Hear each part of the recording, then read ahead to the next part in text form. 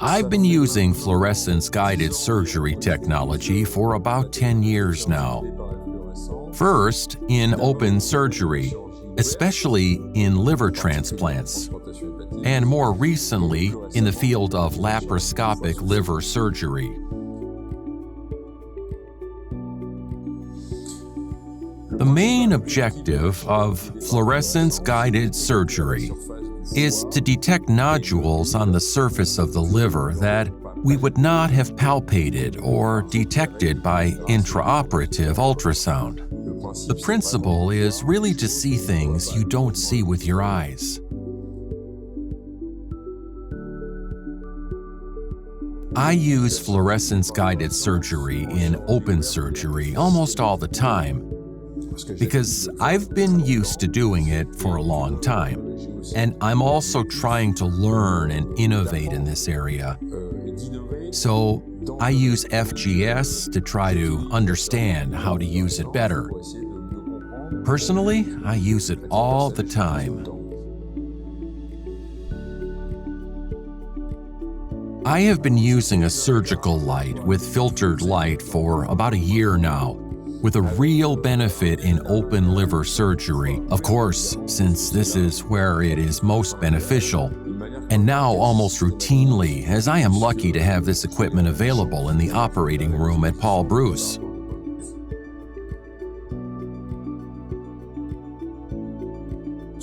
This system has facilitated the surgical procedure and the wider procedure as it avoids having to turn the surgical light off and on to explore the surface of the liver with a near-infrared camera that locates the indocyanine green. Clearly, this sequence of switching the surgical light on and off slowed down the operation.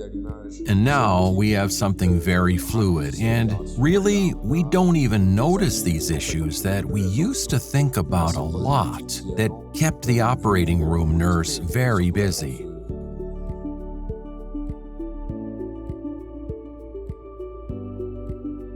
During liver surgery, we would switch the surgical light on and off at least twice at the start of surgery when we are investigating the surface of the liver, and at the end of surgery at least twice for analyzing the hepatectomy slice, and, for example, whether or not metastasis was missed. The aim is also to determine the quality of the bile ducts.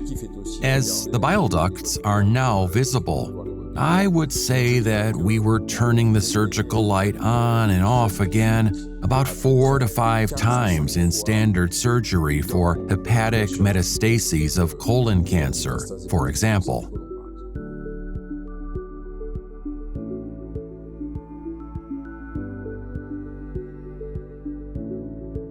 It may have reduced the operating room time by 10 minutes or so, but more importantly, what is going to push us to use this technology is fluorescence-guided surgery, or light-guided surgery in the broadest sense. And I think that more than saving operating room time, it will enable us to have more precise light-guided surgery. So it's a double benefit, perhaps a slight reduction in operating time, but more significantly, a much better quality surgery.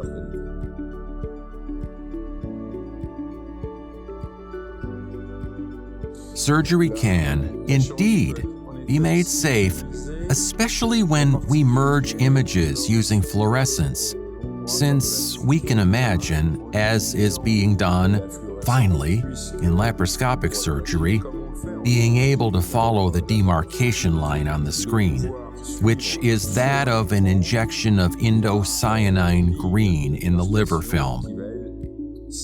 And I would say that the ability to do surgery in filtered surgical light obviously means surgery without any locating difficulties, since the light will be constantly on. So, yes, it is, in fact, going to open new doors.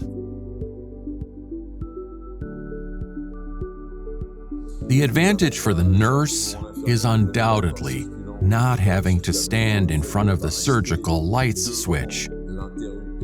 And that means they can focus on their usual work, providing sutures, forceps, or just carrying out their operating room nurse work. In addition, the other advantage is that the rest of the team won't end up in the dark.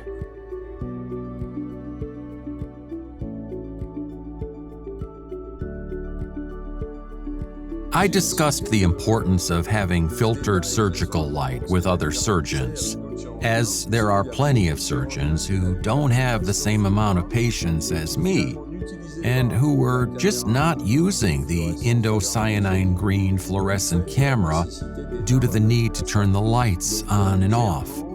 So clearly, I think that once this technology is more widely available in operating rooms, it will indeed increase the use of this technology, this fluorescence-guided surgery, especially in open surgery, since in laparoscopic surgery it is already widely used, and it is completely independent of the lighting.